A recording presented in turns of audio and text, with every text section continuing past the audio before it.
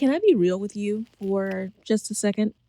The longer I coach women in dating and relationships and helping them find their right partner, the more convinced I become that there are some women who don't ever want to call in a happy and healthy relationship.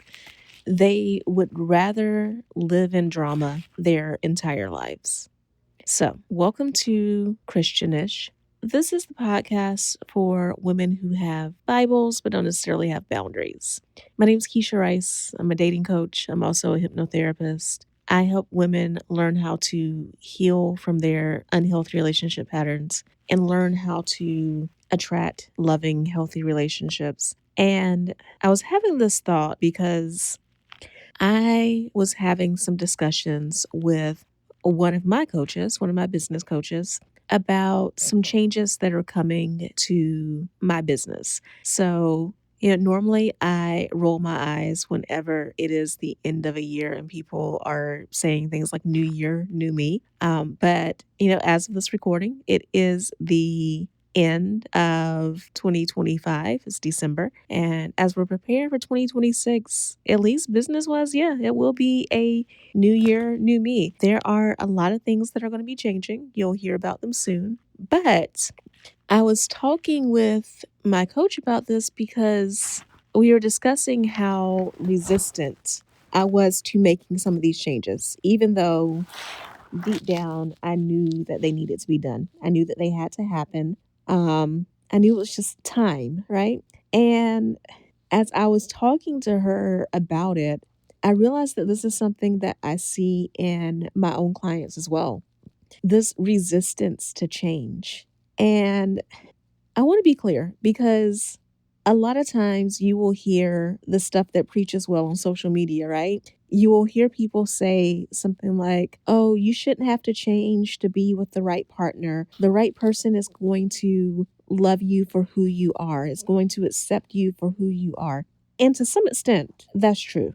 Right? Like, no, you shouldn't have a personality transplant in order to attract the right person. You should not give up your morals, your values. You should not have to compromise your hobbies or your interests to end up with the right person. But I'm not talking about that. Here's what I'm talking about. To live your best life, you have to be the best version of yourself. Okay?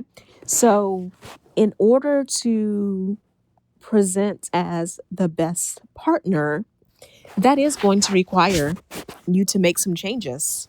Again, that doesn't mean that you are fundamentally changing your personality, but it does mean that you have to take a look in the mirror and see what can be improved. Because here's what I know. If you have a history of unhealthy, toxic relationships, your brain seeks what is familiar.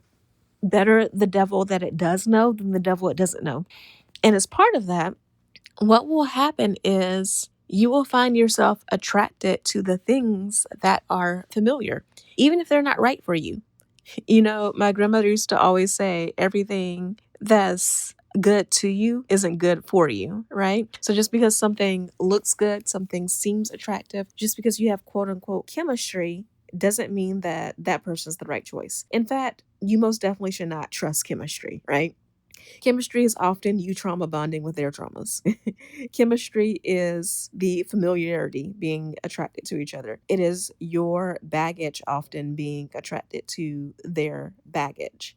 So I bring these things up because in order for you to do better, you have to start with training yourself to expect better. You have to start with healing from those unhealthy patterns so that you're no longer attracted to them. You have to start in some ways mirroring the person that you want to attract.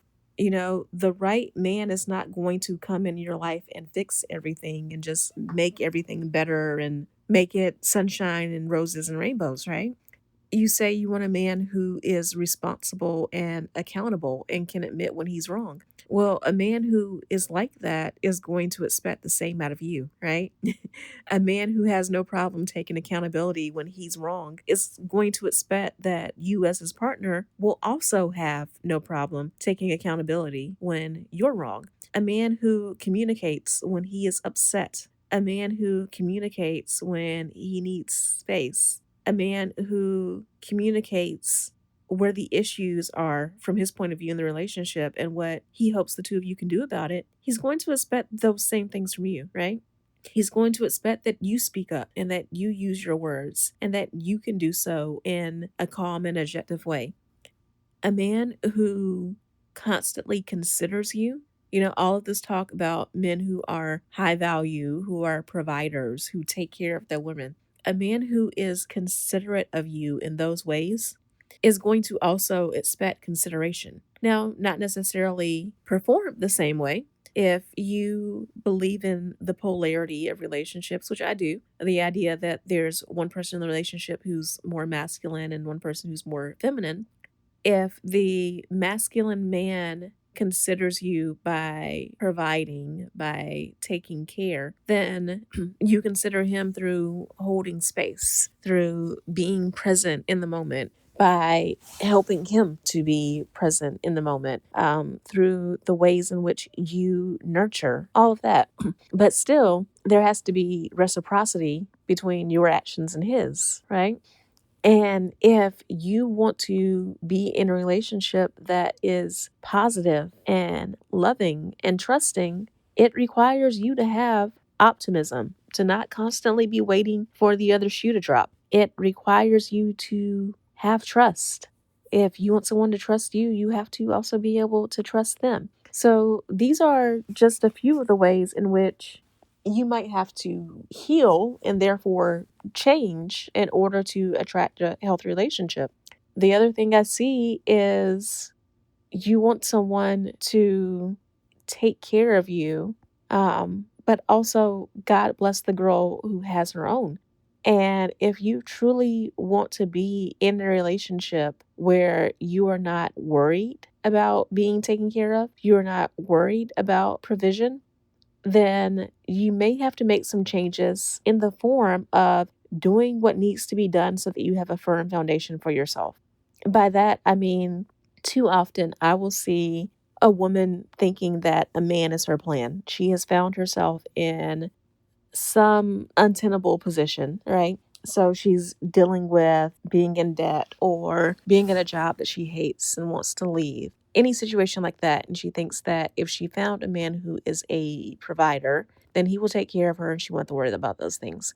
Unfortunately, if that is how you go about solving that problem, you will find yourself constantly worrying about those things because now, yeah, you have a man paying the bills and everything, but you now have to do everything you can to keep him in order to keep that money coming, right? In order to keep the bills being paid. You have now put yourself in a position to be controlled. You have now put yourself in a position to be desperate.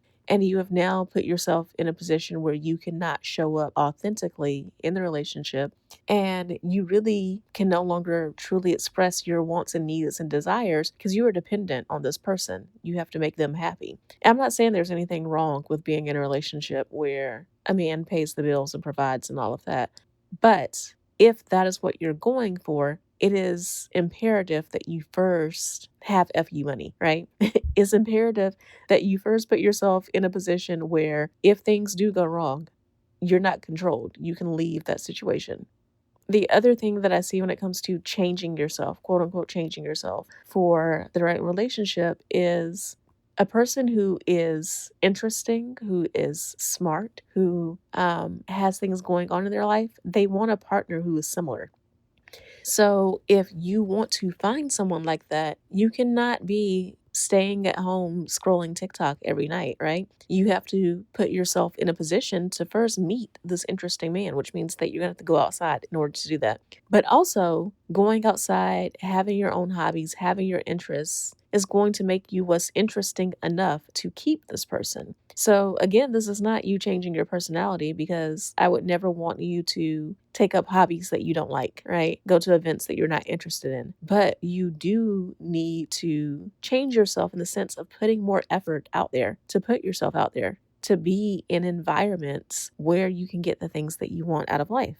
So I'm going to keep this episode short, but to recap, I want you to take some time today, get out your journal, get out a pen, and I want you to ask yourself not how you change yourself or change your whole personality, but in what areas of your life could change be welcomed, right?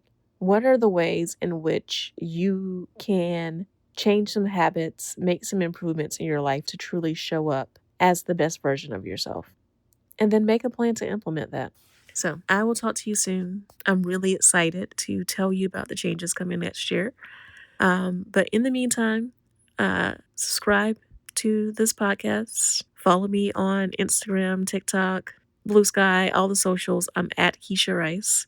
And I will talk to you soon. Love you so much. Bye. This podcast is brought to you by Contessa Digital.